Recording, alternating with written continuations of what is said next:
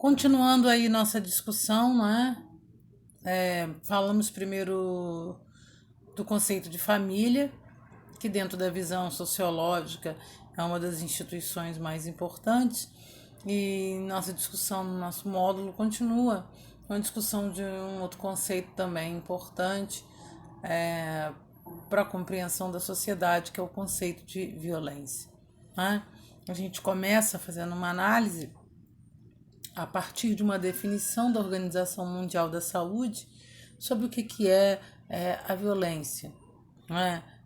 Segundo a OMS, né, se classifica como violência o uso intencional da força física ou do poder real ou em ameaça contra si próprio, contra outra pessoa ou contra um grupo ou uma comunidade que resulte ou tenha grande possibilidade de resultar em lesão, morte, dano psicológico, deficiência, desenvolvimento ou privação. Então a OMS faz uma definição sobre esse conceito para delimitar, não é, o que ela entende como violência. Então todos os atos que se enquadrem nisso que ela está determinando são considerados atos de violência. Né? E a gente já vê logo que a Organização Mundial de Saúde já vê a questão da violência como algo muito mais abrangente, né? Não como uma classificação histórica mais clássica que acaba ligando a ideia de violência, né, à ideia apenas de uma violência física. Tá? Vamos ver sobre conceitos, o conceito de violência e um pouco da sociologia. Sendo essa violência, então, um comportamento que vai causar dano a outra pessoa, ou ser vivo, objeto, ou a si mesmo, né? Ele invade alguns pressupostos, né? Humanos, autonomia, a integridade física, a integridade patológica. Né? E, historicamente, por que nós ligamos, né, a ideia de violência à violência física? Né? Porque ela deriva do latim, né? Violentia, ou seja, esse termo latino fala de aplicação da força e vigor contra qualquer coisa, contra qualquer ser. Né? Então é normal, né? Esse termo nasce de uma tradução de um ato violento físico, mas ganha uma abrangência e outras leituras, né, a partir da vida e sociedade, e, claro, a partir das transformações que ocorreram. Que causas a gente poderia apontar para a violência? Tá? A cultura moderna, não é? Ou seja, as transformações culturais que ocorreram fizeram com que esses episódios fossem cada vez mais intensos, mas também pensando que eles são intensos, mas são cada vez mais pensados, mais problematizados, também mais questionados.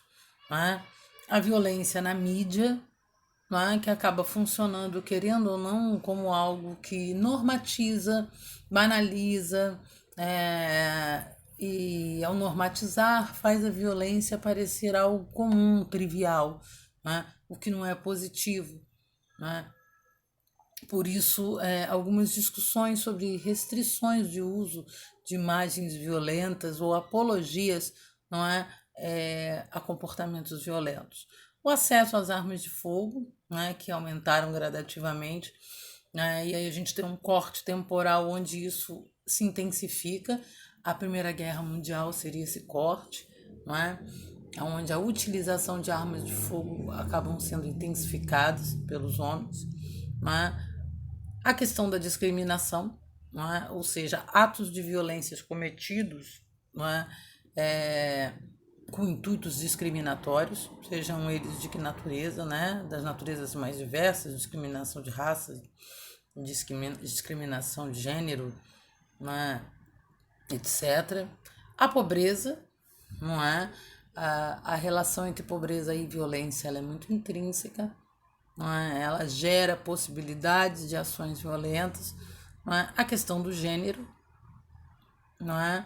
Ou seja, historicamente, as mulheres ocuparem um outro papel, né, na própria sociedade e saírem de um lugar, de uma submissão histórica, acaba gerando também contra elas, infelizmente, um aumento, né, dos episódios de violência.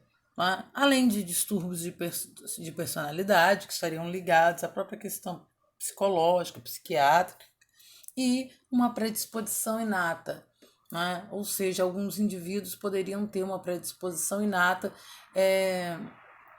causa essa que é muito debatida, né? Já que assim uma corrente antropológica não concorda, já que a gente está falando de inatismo, né? É uma questão para a gente problematizar.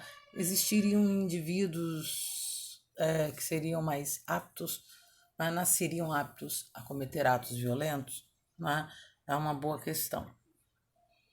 E aí a gente vai às tipologias, né? Os tipos de violência. A gente tem a violência física, né?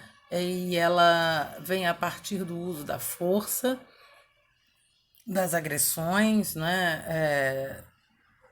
E ela está ligada ao fato do agressor, não é? Normalmente possuir mais força física do que o agredido, ou fazer uso de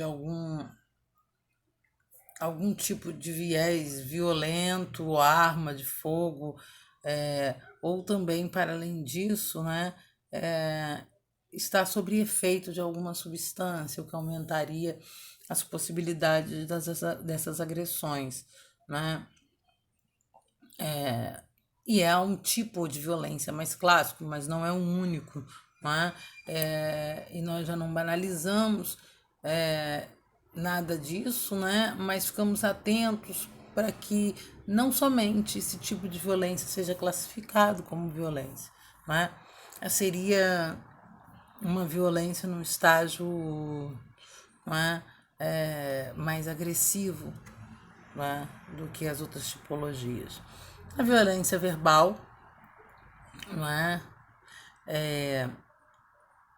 Que é utilizada, né, através de ofensas morais, insultos, depreciações e habitualmente, não é?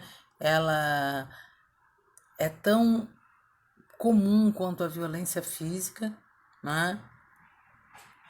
A violência sexual, quando essa violência, ou seja, esse agressor abusa, né, de um poder sobre a vítima para obter algum tipo de gratificação sexual. Né? Isso tem condicionantes. Com consentimento ou sem consentimento, essas práticas sexuais abusivas são vivenciadas. Né? Ela engloba o medo, a vergonha, um lugar que a vítima se culpabiliza, né? E são crimes cujas denúncias são cada vez, né, são sempre muito raras, não é? Porque expõem essa vítima que normalmente prefere ficar num lugar de ocultada diante da violência que sofre. A violência de gênero, né, a violência contra a mulher, né? E aí ela também tem vários tipos, né? Ela pode ser física, sexual, psicológica, né? Ela pode ocorrer na esfera pública, na esfera privada, ela também não tem uma distinção de classe, né? É errado pensar que ela ocorre somente nas classes subalternas ou pobres, né? É uma violência frequente em todos os grupos sociais, infelizmente, mas também um tipo de violência que acabou, não é, com a luta de direitos aí femininos, ocupando um lugar transformador quanto à legislação, não é, e e em relação à sua judiciação, não é?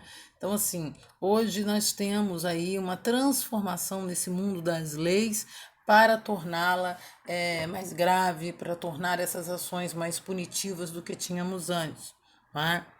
Frente a um quantitativo, não é, que ainda continua a nos assustar, não é, há reações positivas, não é, quando pensamos na questão da legislação sobre elas. Né? A violência política, né, que pode ser tomada por grupos, interesses no poder, partidos, o Estado, né, que se utiliza a partir de uma dominação, né, para se perpetuar no poder em atitudes violentas. Né? Políticas de Estado, de manipulação ideológica, de censura, em certos casos, também são tidos como violências do tipo político, que estão intrínsecas a um outro tipo de violência que a gente vai categorizar daqui a pouco também.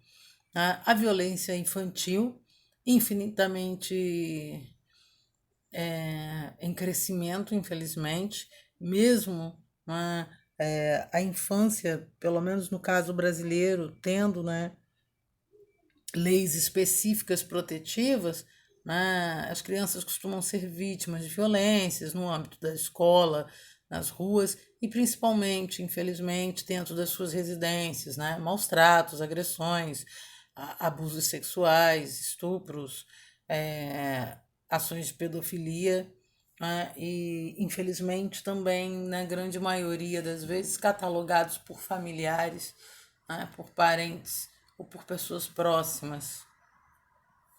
A chamada violência institucionalizada, que dialoga também com a violência política, né? É quando um Estado, de fato, por que ela tem uma diferenciação em relação à outra?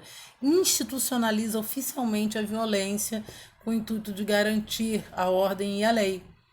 Né? Já que o Estado possui um monopólio, né, da violência legítima, ele vai se utilizar das forças estatais, né, que deveriam ser protetivas, né, o exército, as polícias, né, para prender e matar em nome de uma normatização e de uma ordenação social. Né? É assim nos estados terroristas, digamos assim, né? A violência institucionalizada, ela é tida como legítima, é assim nos estados ditatoriais, né? Onde a violência também é legitimada. E por último, a violência cultural, que é uma violência que não se discute muito, não é? Essa atinge indivíduos de forma coletiva, né? É uma categoria muito pouco conhecida ou pouco discutida, vamos dizer assim, mas esse tipo de violência ocorre quando há uma imposição, né, ou uma substituição de uma cultura por um conjunto de valores que são alheios, né, ao substrato original de um povo. Né? O neocolonialismo, por exemplo, né, exemplificaria esse tipo de violência, né, onde acontece uma submissão ou completa, uma extinção completa, uma extinção parcial, não é, de saberes ou de um povo a partir de ações de colonizações. Tá? Essas ações colonizadoras acabam, não é, destruindo, não só um povo fisicamente, mas destruindo um legado cultural. Por isso que a gente está falando de uma violência cultural. O neocolonialismo, o próprio contexto dos indígenas no Brasil, na expansão marítima e na chegada dos portugueses aqui, vivenciaram isso, os espanhóis também com suas áreas de exploração, e até hoje, não é, isso acontece de forma cultural, não é, com diversos povos. Nós vamos discutindo esses tipos de violência, tá? Diferenciando esses tipos, essas categorias de violência, tá? Na nossa aula ao vivo no Hangouts, tá? Até sexta, queridos.